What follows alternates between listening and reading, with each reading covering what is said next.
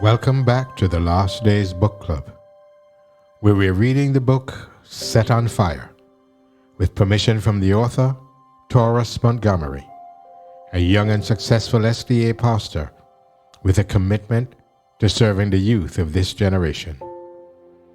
The story is an autobiography of his life, where as a child he grew up in the hood in Mobile, Alabama. In our last reading, we covered chapter 5, entitled The Plan, which was his mom's plan to get away from his dad and their hometown, Mobile. She only revealed the plan to them on the day it was to go down. And as they left school on that cold January day, never to return, at least that was the plan, Taurus was ready, but Powell didn't want to leave. They gathered all their things into big, black, hefty garbage bags and lined them up by the curb. Soon, a friend of their mom pulled up in her station wagon. She was part of the plan. And they loaded up all the bags, and off they went. The kids still didn't know where they were going. After about an hour's drive, they changed cars, and another friend of their mom took them to Pascagoula, Mississippi. This was not to be their final destination, since they were dropped off at a Greyhound bus station. Finally, when the bus arrived, their mom announced they were going to California to stay a while with their Aunt Stacy. After 3 days and 3 nights on the bus, they arrived in Sacramento, California, where they were met at the station by Aunt Stacy. What a difference to Mobile. Everywhere was clean. And when they got home, they were met by their 3 cousins, the same ages and grades as themselves. Things were different for Taurus in California. He excelled in school and found a girlfriend whom he wanted to be with all the time. Her name was Spalding, his basketball. He became obsessed with the game and learned to copy a move by his hero Al Iverson, the crossover, which Iverson used to get by the great Michael Jordan. Taurus watched and practiced this move over and over again until he perfected it and gained the respect and admiration of his peers on the court. However, all was not well, and 2 things happened to bring about changes in their situation. Their mom had signed up for nursing school to better her life and get a good job. But after 2 days in school, she was terminated from the program. Because his dad had put her name on all his businesses, most of which was illegal, whenever he was caught, it also fell on her. And thus, her record locked her out of the program. She was devastated, and so were they. Soon, their living conditions began to deteriorate, as it inevitably must when there were 8 people in a 3-bedroom apartment. Tensions mounted.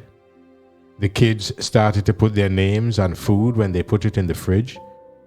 Complaints grew over how dishes were washed, and the tension continued to increase. In addition to all this, their father discovered where they were and decided to come and take them home. When he did come, he stayed in a small hotel room, and in a very awkward situation, they stayed with him since their aunt told them they had to leave. He had a distant family member in the south side of Sacramento who opened her house to them until they could return to Mobile, since they had to stay until the kids were able to finish their semester. They ended up staying a few months before their father was ready for them to return. But soon the time came, and it was the Slowhound Greyhound back to Alabama. Please remember, dear listeners, that you can purchase this book at the author's website, taurusmontgomery.com.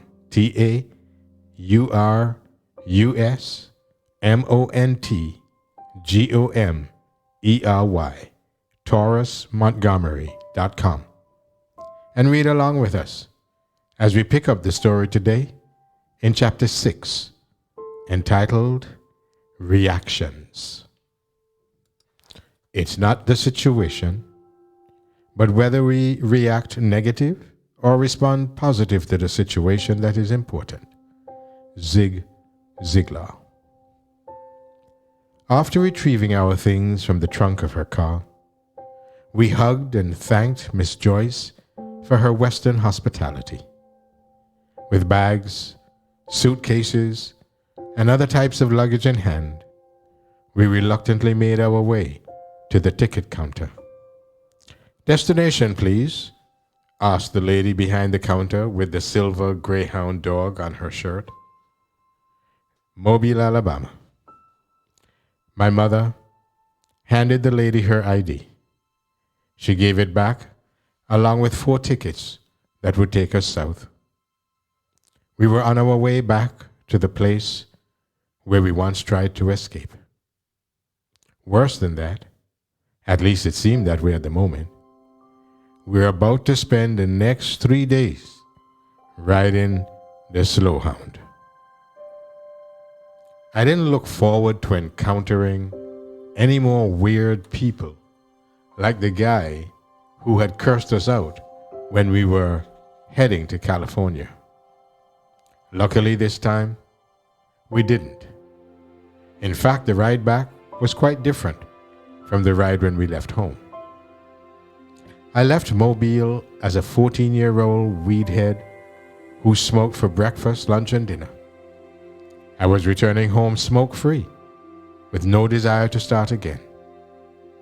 When I left home, I thought school was a joke, and I was the comedian cracking it.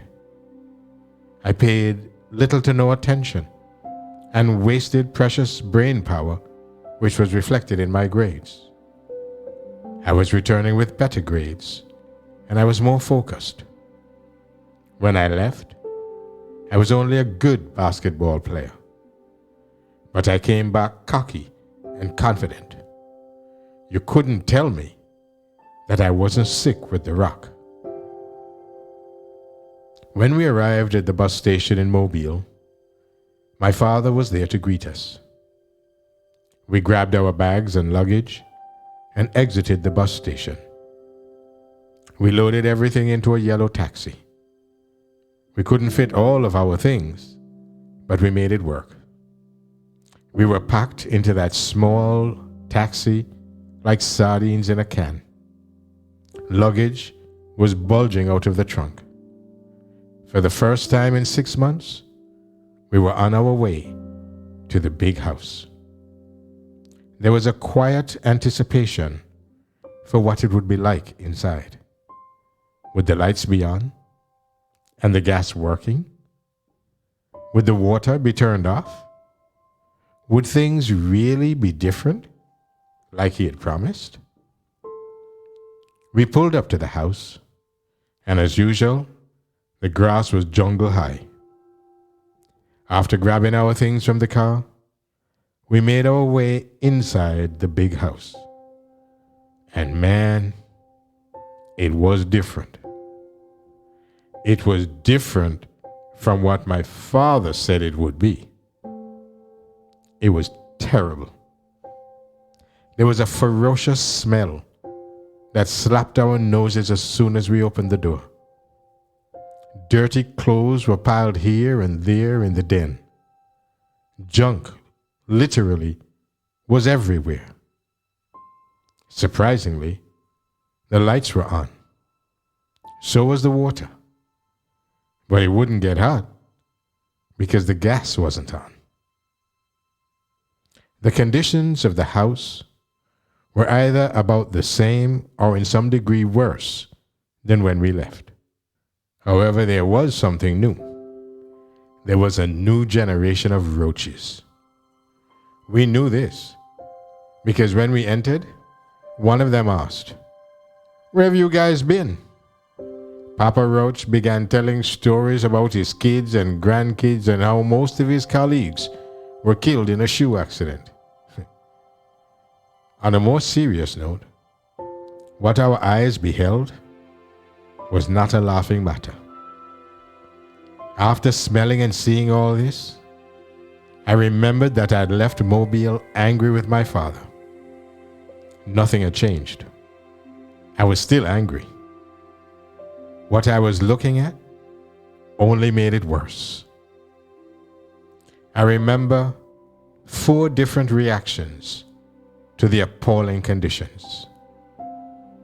"There's no way in the world I'm staying in this house," my mother said determinedly. "You lied.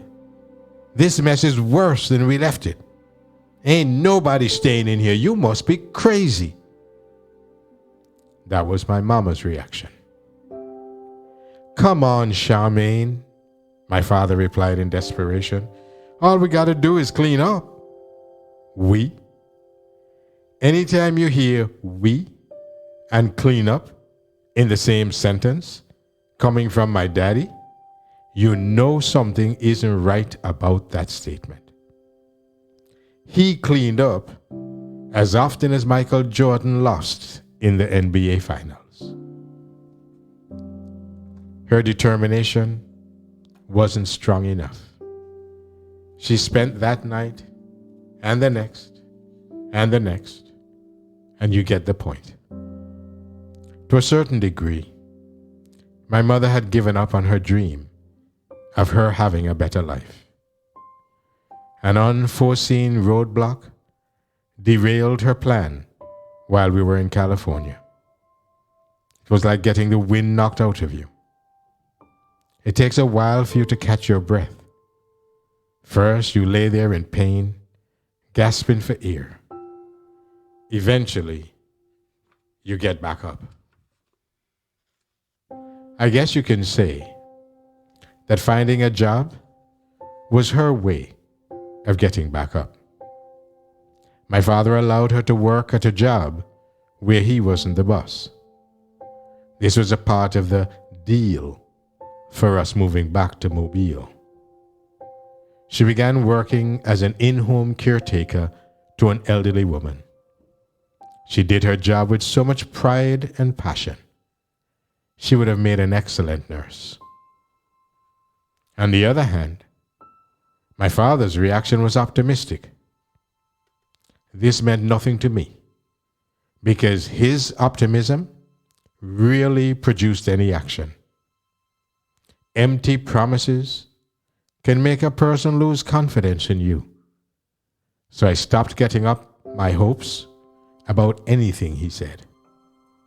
Mentally, I moved to Missouri on him every time he made a promise because I wanted him to show me by following through on what he said. Powell's reaction was the most devastating to me. It hit him hard, so hard that it knocked him into a depression. In his words, "I hated being back home so much that I just cried. I cried a whole lot. I couldn't wait to get back to school because it meant leaving the house and I could be around my friends for 8 hours.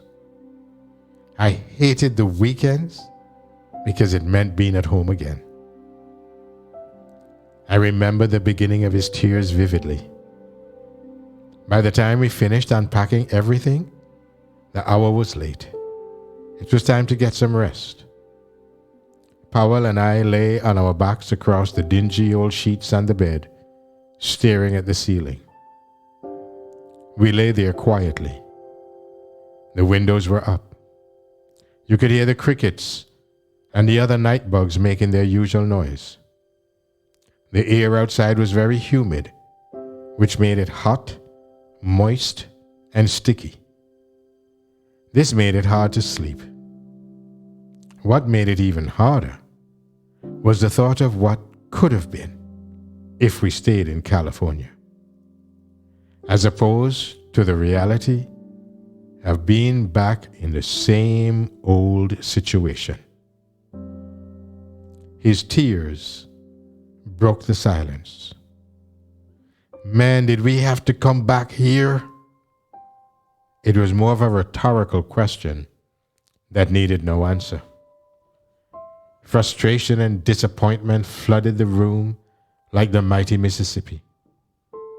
He was devastated by the idea of being back in the same place under the same conditions. Man, why we got to live like this? He kept repeating while using his hand to wipe the tears coming down his face. I certainly felt his pain. I was just as disappointed as he was. His, when you just have to go up ahead and cry before you can do anything else. After shedding a few tears, I looked at our current situation as motivation to get to our desired destination. I said to him, "You already know what we got to do." He knew what I was talking about. I went on to remind him that the only way that we were going to get away from living like that was to focus on what we fell in love with back in California: basketball. Making it to the NBA was our ticket to getting out of that house and getting out of the hood. We wanted our mother to have a better place to live. From what I knew, the type of checks NBA players got from month to month was more than enough to do that. That night, we made a pact. We didn't shake hands on it. Neither did we wrap our pinkies or sign a contract like Jimmer Fredette's brother, TJ, made him do. But we were serious. I know I was. But for my brother Powell, the living conditions of our home got the best of him. He began smoking weed again with his friends. He was in the 8th grade at Booker T. Washington Middle School.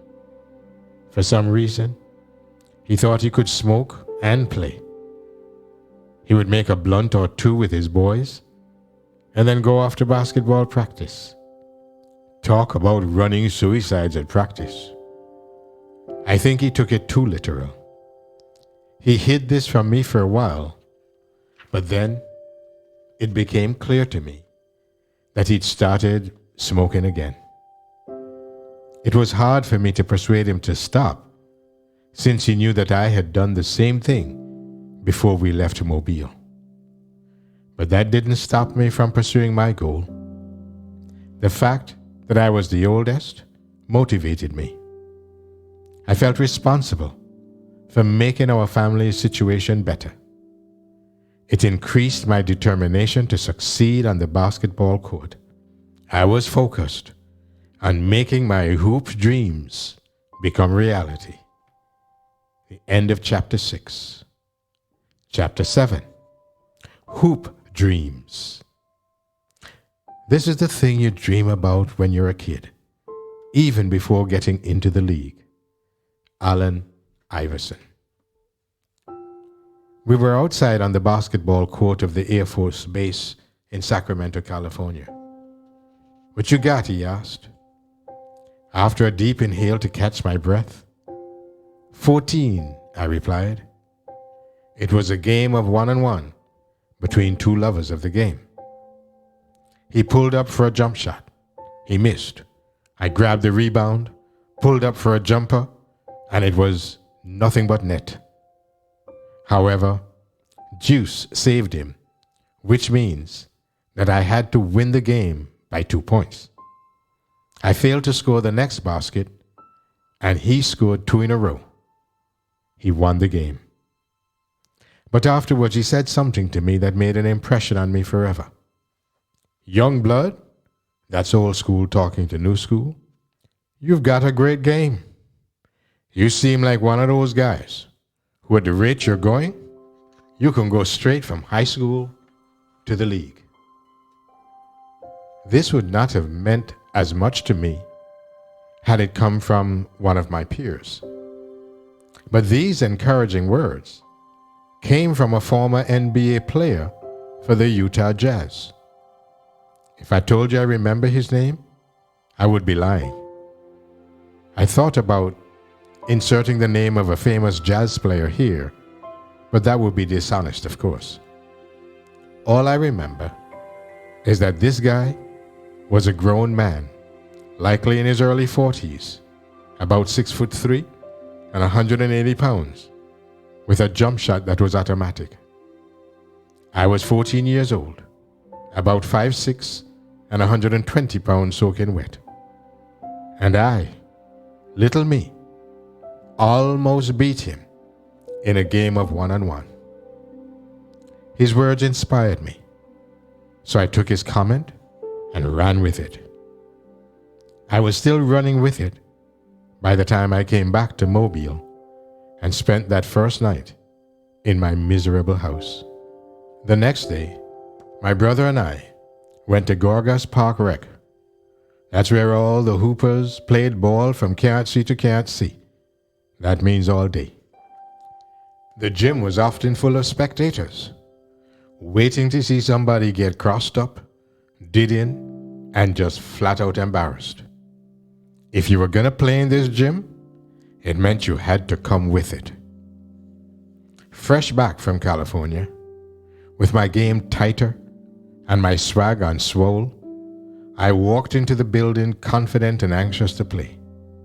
I knew that my friends would be surprised to see me again after I disappeared. I also knew I was better than I was before on the court, just a little nervous about my play in front of the crowd.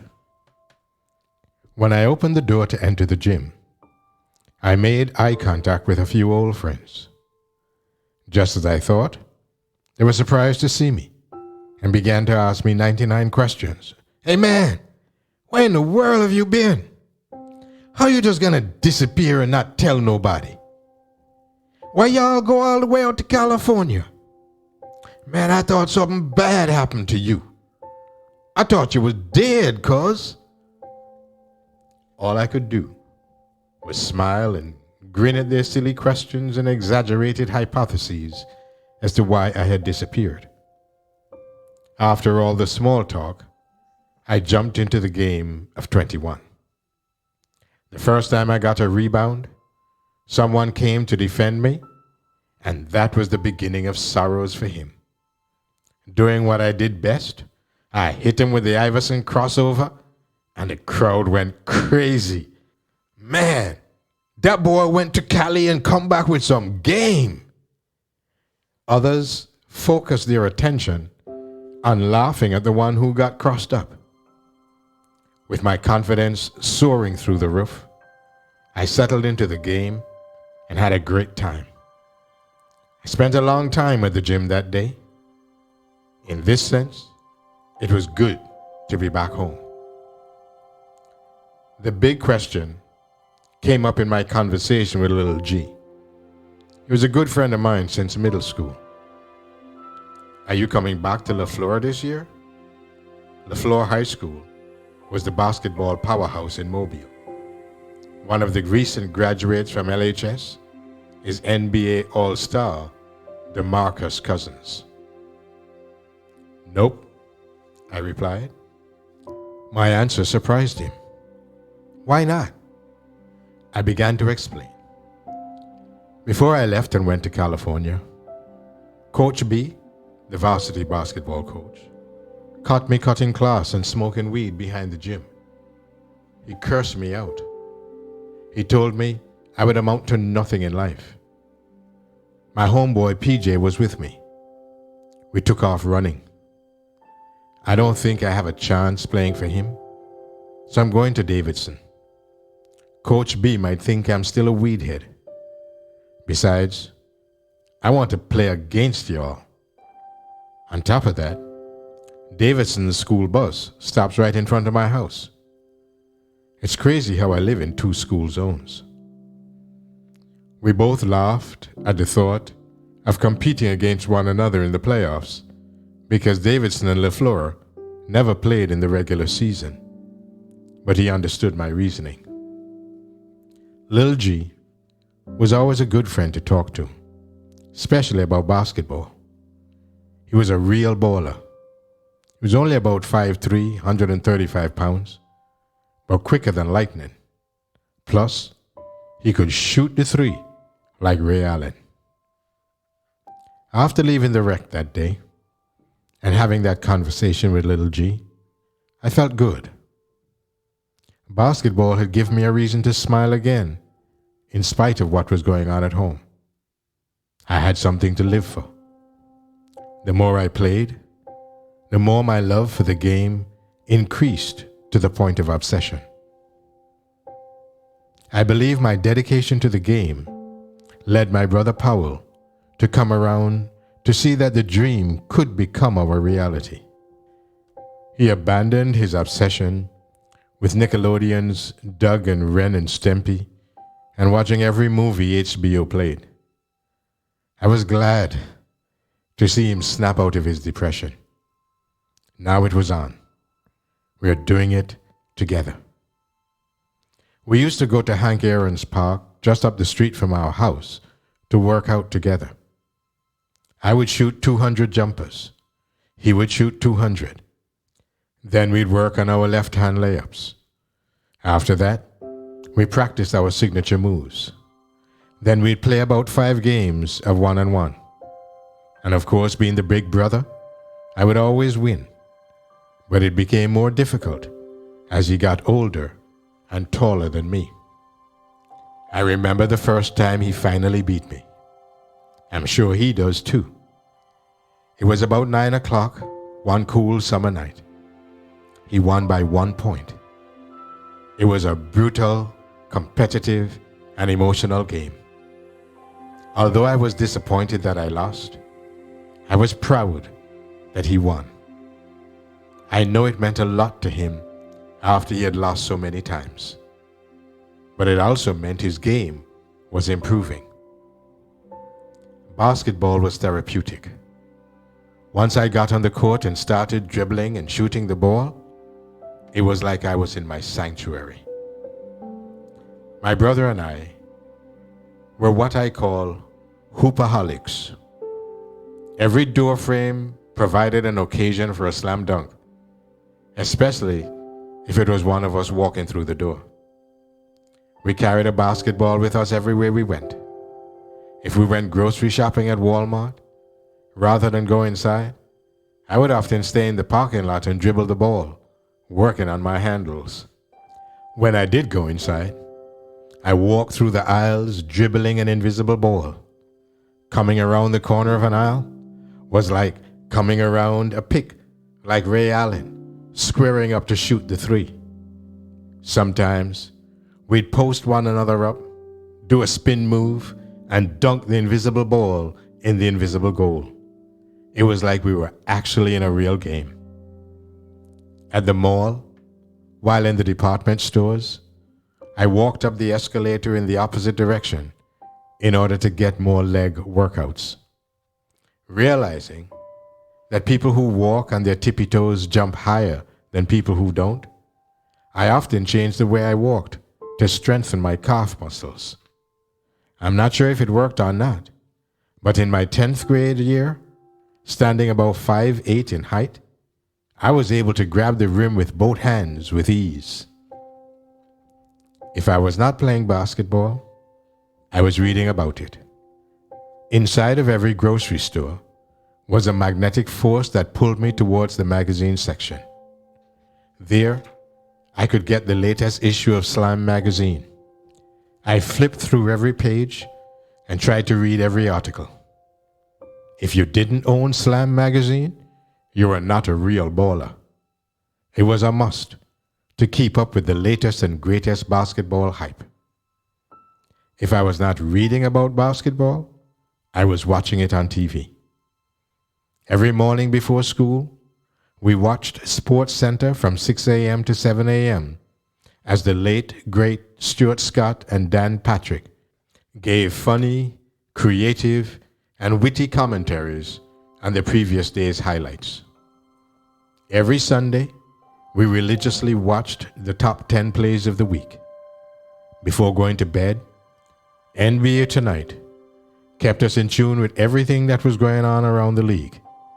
But of course, I was only concerned with Iverson and the 76ers. As I reflect on my obsession with basketball, I've grown to learn that you are the sum total of what you consistently think, read, watch, hear, and eat. In other words, the more you focus on something, the more time, effort, and energy you put into something, the more it becomes part of you. By beholding, we become changed. Basketball was who I was. It was my conversation. It was the subject of my daydreams. It was how I dressed. Real ballers wore long shorts, t-shirts with the sleeves cut off, and ankle socks.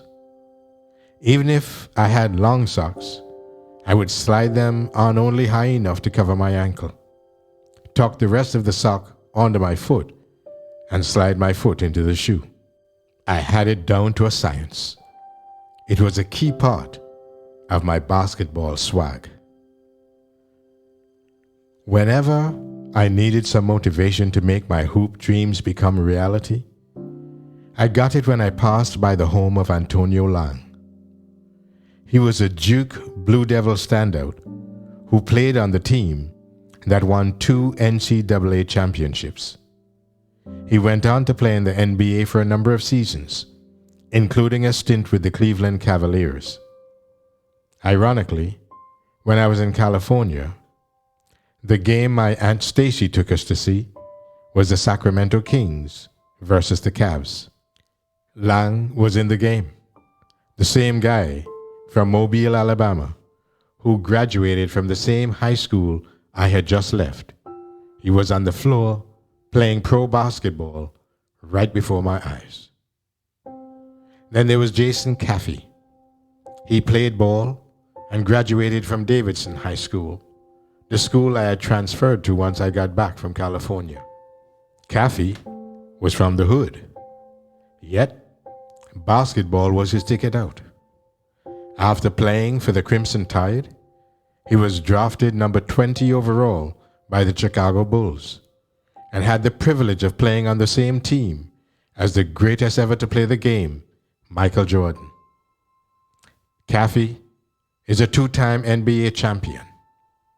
I could not help but think to myself over and over again, if these 2 guys from my hometown who went to the same 2 schools that I go to were able to shake hands with David Stern, then why can't I do the same? With these 2 guys serving as my models for success, and with my house situation as a motivation, I began my sophomore year, ready to make the team. However, a few weeks prior to the season, something happened that could have crushed my hoop dreams like an empty soda can. It was not a knee injury or a torn ACL. Neither was it a broken arm, wrist, or leg. Worse, it wasn't just a threat to one of my body parts. It was a threat to my life. It was a moment that I do not wish upon anyone. It took place not on the basketball court, but inside my home. The end of Chapter 7 and of Part 1 of the book Set on Fire by Taurus Montgomery.